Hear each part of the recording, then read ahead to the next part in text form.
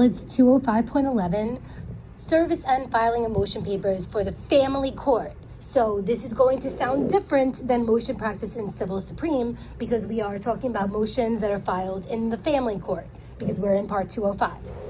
So it says where motions are required to be on notice. Major difference here. Sub A says the motion shall be made returnable at such hour as the assigned judge directs. Okay, so in family court, you cannot make a motion on notice the same way you would in civil term. You can only make it returnable at such hour as the assigned judge directs.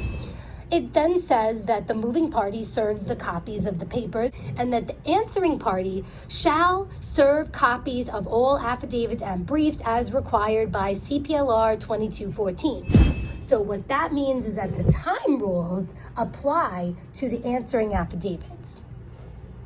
Then it says that answering and reply affidavits, which is confusing, they basically mean the moving party's reply, shall be furnished to the family court no later than the time of argument or submission of the motion.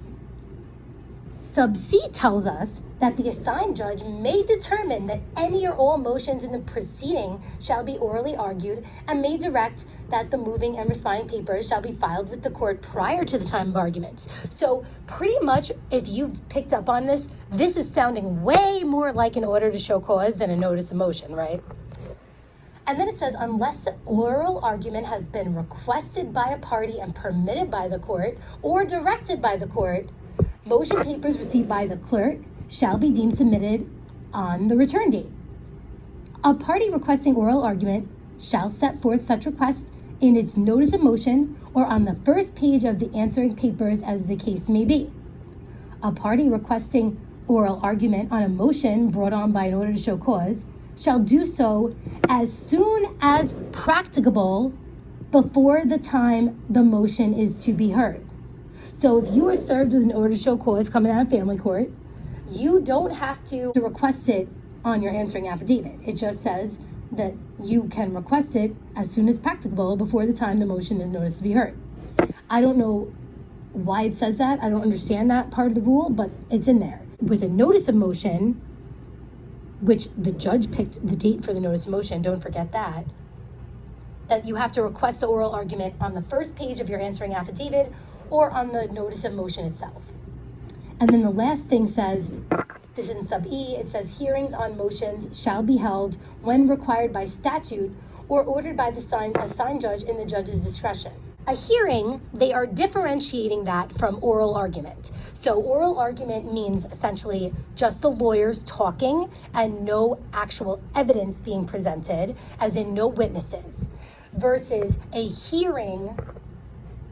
And a hearing would allow for presentation of factual evidence and examination of witnesses. So in summary, what do I think you have to know about Rule 205.11?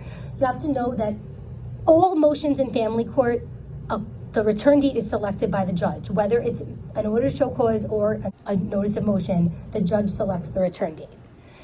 You also should know that when it's a notice of motion, the answering party has to comply with CPLR 2214. You should also know that oral argument may be requested and that it's either requested on the first page of the notice of motion or on the first page of the answering affidavit, or if by an order to show cause, the time rule is as soon as practicable. And then regarding a hearing on a motion, so it's the one where you can have like witnesses and stuff, that one is held when required by statute or when ordered by the assigned judge in the judge's discretion. So pretty much family court judges can avoid all written motion practice, because they're allowed to determine that any motion be orally argued, or they could order a hearing instead of actually deciding any motion or order to show cause on papers.